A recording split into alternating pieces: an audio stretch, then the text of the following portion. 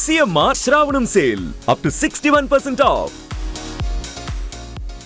మీరు వైఎస్ఆర్ కాంగ్రెస్ పార్టీలో పనిచేసినప్పుడు మీ మంచితనము మీ పరిపాలన ఇదే మిమ్మల్ని గెలిపించింది, అంటే టీడీపీకి ఒక గాలి అంటే కూటమికి గాలి మిమ్మల్ని గెలిపించింది? ఎవరికి పర్సనల్ గా 5% మించి కెపాసిటీ లేదండి. ఏదన్నా పార్టీయే. ఇప్పుడు కూటమి గాలి చంద్రబాబు నాయుడు గారు, పవన్ కళ్యాణ్ గారు, లోకేష్ గారు ఏమైతే కష్టపడ్డారో నా అదృష్టం కొద్ది మందిని చివరి నిమిషంలో వదిలేసుకొని బాబు అని చెప్పి పక్కన పెట్టొచ్చాం. టికెట్ ఇస్తానంటే కూడా నాకొద్దు అని చెప్పిన ఏకైక ఎమ్మెల్యేనే ఒక్కనే. మీరు 175 చోట్లలో అందరూ మా టికెట్ ఇవ్వనన్న వాళ్ళు కొంతమంది బయటకు వచ్చారు. శ్రీధర్ రెడ్డి గారు లాంటి వాళ్ళు కొంచెం ముందు ఏది మంత్రి పదవులు దాని తర్వాత ఆయన కొన్ని కారణాలతో బయటకు వచ్చారు. నీకే రెడ్డి గారు నెల్లూరు కోటారెడ్డి శ్రీధర్ రెడ్డి గారు నాకంటే ముందు వచ్చేసారు. ఆయన నీకే టికెట్ అని చెప్పి జగన్మోహన్ రెడ్డి గారు స్వయంగా పిలిచి రేపు వనరులు కూడా అన్ని సమకూర్చమని చెప్పి పిలిచి వారికి చెప్పిన తర్వాత కూడా మీ వనరులు వద్దు, మీ టికెట్ వద్దు అని పక్కకు వచ్చిన ఏకైక ఎమ్మెల్యేనే ఒక్కడే. మీరు లేకపోవడంతో దిక్కు మొక్కలేకనే తిరుపతి రావు గారికి ఇచ్చారా? నేను దిక్కు మొక్క అని నేనైతే చెప్పనండి. నేను మళ్ళీ అది తక్కువ చేసి నేను అది పెద్ద కండల వీరుడిని అని అట్లా నాకు చెప్పడం ఇష్టం లేదు. నేనైతే పోటీ చేయనని చెప్పి పక్కకు వచ్చాను. ఇక్కడ నా అదృష్టం చంద్రబాబు నాయుడు గారు, లోకేష్ బాబు గారు నన్ను గుర్తించారు. దాదాపుగా ఆ పార్టీలో నుంచి వచ్చి పోటీ చేసిన వాళ్ళలో వాళ్ళ సొంత కాన్స్టిట్యున్సీలో టికెట్లు ఇచ్చింది నా ఒక్కడికే. నాకు అర్థం కాదు. అందరూ నియోజకవర్గాలు మారిపోయారండి. జోగి రమేష్ గారు ముందు నుంచి మైలవరం మీద కన్నేశారు. మీరు నేను పోటీ చేయని మహాప్రభుని తప్పుకున్నారు మీరు.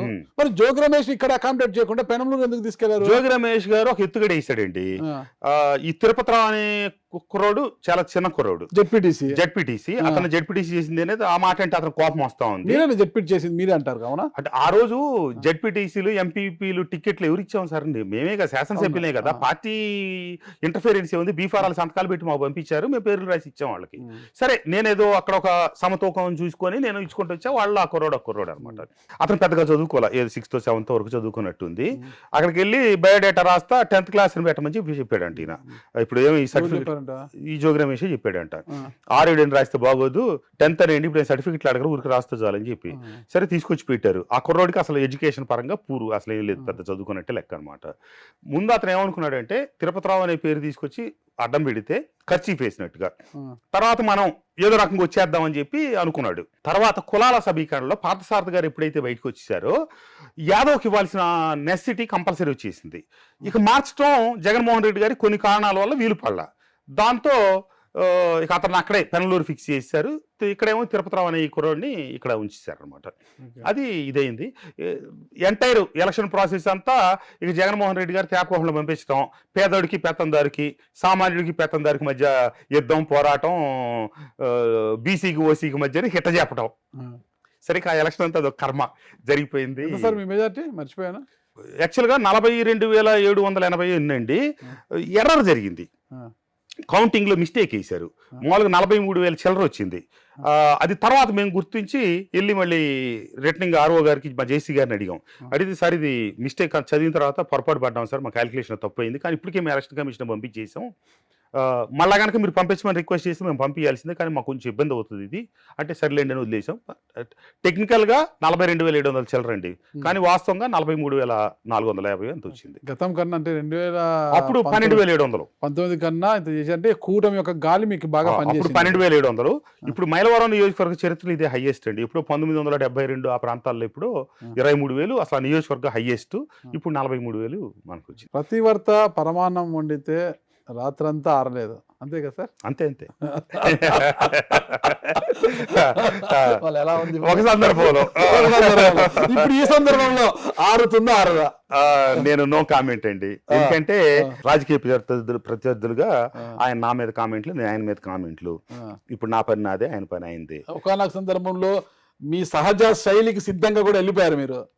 ఒకనొక సందర్భంలో పదే మిమ్మల్ని కరప్ట్ అని చెప్పి ఎవరన్నా మాట్లాడారు అనుకోండి, మీ మీద రాళ్ళు బురద చల్తా ఉన్నారు అనుకోండి, 2 సార్లు గడుక్కుంటారు, 3 సార్లు గడుక్కుంటారు, 4 రాళ్ళు పక్కన ఎడతారు. చివరికి ఎప్పుడో కోపం వచ్చే రోజు మీకు చేతికి దొరికిన రాయిని తీసి ఇసిరి కొడతారు కదా చోటు మీద. అట్లా జరిగింది. సరే, మీ విషయంలో మీ 43,000 మెజార్టీ అంటే టెక్నికల్ గా పక్కన పెడతాం, వాస్తవ మెజార్టీలో దేవినేని ఉమా గారి పాత్ర ఎంత? ఆయన పార్టీకైనా కామ్గా ఉండిపోయారండి. సహకరించలేదు మీకు? ఎవరికి పార్టీకి చేయొద్దని అట్లేం చెప్పలేదు ఆయన. మేము పిలిచి ప్రచారం చేయమని అడగలేదు.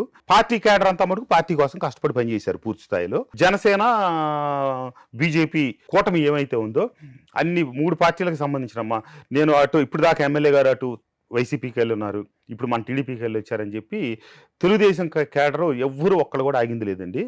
99% అసలు గెలిపే ధ్యేయంగా చంద్రబాబు నాయుడు గారిని ముఖ్యమంత్రి చేయాలని లక్ష్యంతో పనిచేశారు. కాబట్టే ఇంత వచ్చేసింది. 2 వైసీపీలో కూడా అక్కడ నన్ను దగ్గరగా చూసిన క్యాడర్ ఉన్నారు కదా, వాళ్ళు కొంతమంది నాతో పాటు కలిసి వచ్చారు. కొంతమంది మండల పార్టీ ప్రెసిడెంట్లు, కొంతమంది ఎంపీపీలు, ఇట్లా చాలా మంది సర్పంచ్లు వచ్చి నాతో పాటు జాయిన్ అయ్యారు. నేను చేరిన రోజే బాబు గారి సమక్షంలో జాయిన్ అయ్యారు. కొంతమంది అటున్న వాళ్ళు కూడా నాతో సన్నిహితంగా ఉన్నవాళ్ళు క్రియాశీలకంగా పనిచేయలేదు ఏదైతే వైసీపీకి వెళ్ళి. కొంతమంది నాకే ఫోన్లు చేసి చెప్పారు, సార్ మేము పార్టీ అయితే మారట్లేదు కానీ మా ఓట్లు మీకే వేస్తున్నాం, ఓటు మీకు వేసేవాళ్ళని మేము ఎవరు ఆపట్లేదు. ఇట్లా ఇన్ని దోహదపడ్డాయండి అంత మెజారిటీ. అంటే నిజమైన టీడీపీ కార్యకర్తల కన్నా మీ వెంట ట్రావెల్ వచ్చిన వారికి అధిక ప్రాధాన్యత ఇస్తున్నారన్న విమర్శలు కూడా అప్పుడే స్టార్ట్ అయ్యాయి. లేదండి, అసలు అంత దూరం ఇంకా ఏం జరిగింది, ట్రావెల్ ఏం జరగలేదు. నా మీద ప్రేమతో వచ్చిన వాళ్ళందరూ ఒకటే చెప్పారు, మేము అసలు వెనక వరుసలో కూర్చుంటాం, మాకేమీ హడావుడి లేదు. ఆ నాయకత్వాలకు కూడా చెప్పారు, మీ నిర్ణయానుసారమే ఎమ్మెల్యే గారు ముందుకెళ్తారు, ఎమ్మెల్యే గారి నిర్ణయానుసారమే మేము అందరం ఉంటాం తప్పితే మాకు ఇది కావాలని మేము అడగమని చెప్పినాం. అట్లా చెప్పే నేను తీసుకున్నానండి పార్టీలో నాతో పాటు. ఒక్క నిమిషం అండి. నమస్తే, వెల్కమ్ టు పొలిటికల్ కారిడార్. ఎన్నికల్లో గెలిపించారుగా, ఇక జనంతో పనేంటని అనుకుంటున్నారట అక్కడి టీడీపీ ఎమ్మెల్యే. పార్టీ ఫిరాయించి వచ్చినా ఆయన జనం నెత్తిన పెట్టుకున్నారు.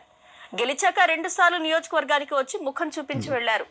ఇక తన వ్యాపారాల నిమిత్తం విదేశాలకు వెళ్లిపోయారట.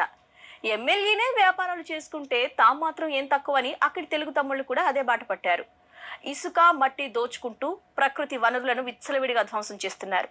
ఇంతకీ ప్రజలను వదిలేసి విదేశాల్లో వ్యాపారాలు చేసుకునే ఆ ఎమ్మెల్యే ఎవరో చూద్దాం. మీ దగ్గర కూడా వచ్చేసింది అది.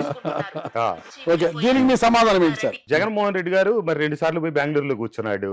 గాలికి వదిలేసి రాష్ట్రాన్ని, ఆయన నియోజకవర్గాన్ని ఏమనాలి, మరి ఆయన ఎలక్షన్ కాగానే లండన్ పోయాడు, ఏ వ్యాపారాల కోసం పోయాడు. సాక్షి దగ్గర అంతకంటే ఉందండి చెప్పడానికి. ఇప్పుడు నా కొడుకు అక్కడ బీబీఏ చదువుతా ఉన్నాడు 3 సంవత్సరాల నుంచి. వాడి ఎడ్యుకేషన్ ఇప్పుడు అయిపోయింది. వాడు ఇప్పుడు వెనక్కి వచ్చేస్తున్నాడు. నేను నా కుటుంబంతో కలిపి వెళ్ళి, నేను నా వైఫ్, నా కూతురు, వాడితో కలిసి నేను 5వ తారీఖు వెళ్ళాను. ఇది ఈ నెల 4వ తారీఖు రంగా గారి జయంతి కార్యక్రమం ఉంది. ఆ రోజు నేను వంగవీటి రాధా గారి ఇద్దరం కలిసి మైలవరంలో జయంతి కార్యక్రమం, ఇబ్రహీంపట్నం, కొండపల్లి ఎంత చేసి తర్వాత నేను 4 మధ్యాహ్నం నుంచి బయలుదేరి హైదరాబాద్ వచ్చి 5వ తారీఖు ఎర్లీ మార్నింగ్ బయలుదేరి నేను లండన్ వెళ్ళాను. లండన్లో అదే ఉన్నా. నాకు హైదరాబాద్లో రియల్ ఎస్టేట్ వ్యాపారం ఎప్పుడు 1991 నుంచి ఉంది. గుంటూరు దగ్గర ఇండస్ట్రీ ఉంది. ఈ తప్పించి నాకు ఎక్కడ ఇండస్ట్రీ సార్ మీ గుంటూరు దగ్గర? స్పిన్నింగ్ ఇండస్ట్రీ ఉందండి. అది ఎప్పుడో 2005లో మొదలెట్టాను. అది నేడబట్టి నడుస్తాను. 18 ఏళ్ళు అయింది ఇప్పుడు పెట్టి, దాదాపు 18 సంవత్సరాలు నిండు. తప్పించి ఎక్కడా లేదు. లండన్ నేను నా కొడుకుని తీసుకొని రావడానికి వాడు 3 ఏళ్ళ చదువు పూర్తయింది. ఇక లండన్ వెళ్ళడం. వాడికి ఇంకోటి ఏంటంటే అపార్ట్మెంట్ ఈ నెలాఖరు దాకా ఉంది. ఎడ్యుకేషన్ ఇప్పటివరకు ఉంది కదా, ఆల్రెడీ రెంట్ కూడా కట్టి ఉంది, ఫ్రీ అకామిడేషన్ ఉంది. అందుకని చెప్పి వెళ్ళి ఒక 10-15 రోజులు ఉండి వాడి కాలేజీ అంతా చూసి కొంచెం హాలిడే లాగా తీసుకొని వెనక్కి వస్తావాడు. దానికి లండన్లో వ్యాపారాలని, ప్రజలను గాలికి వదిలేసని. మీరు వెళ్ళిపోతే మీ క్యాడర్ అంతా మొత్తం మట్టి, ఇసుక అంతా అమ్ముకుంటున్నారంటారా? ఇప్పుడు వర్షాలు పడ్డాయి, చెరువులన్నీ నిండిపోయి ఉన్నాయి. ఏట్లో ఇసుక ఎక్కడ తీసే పరిస్థితి, ఫ్రీ ఇసుక ఇస్తా ఉంది. ఇంకా అమ్మేదానికి ఎక్కడ ఉంటుంది? చెడు అంటాం, చెడు వినటం, చెడు చూడటం, చెడు చెప్పటమే సాక్షి పత్రిక, సాక్షి ఛానల్ పని. అంతకంటే వాళ్ళ నుంచి మనం ఏం చెప్పలేం. సుమన్ టీవీలో మీ పర్సనల్ అండ్ బిజినెస్ ప్రమోషన్స్ కోసం కింది నెంబర్కి కాంటాక్ట్ చేయండి.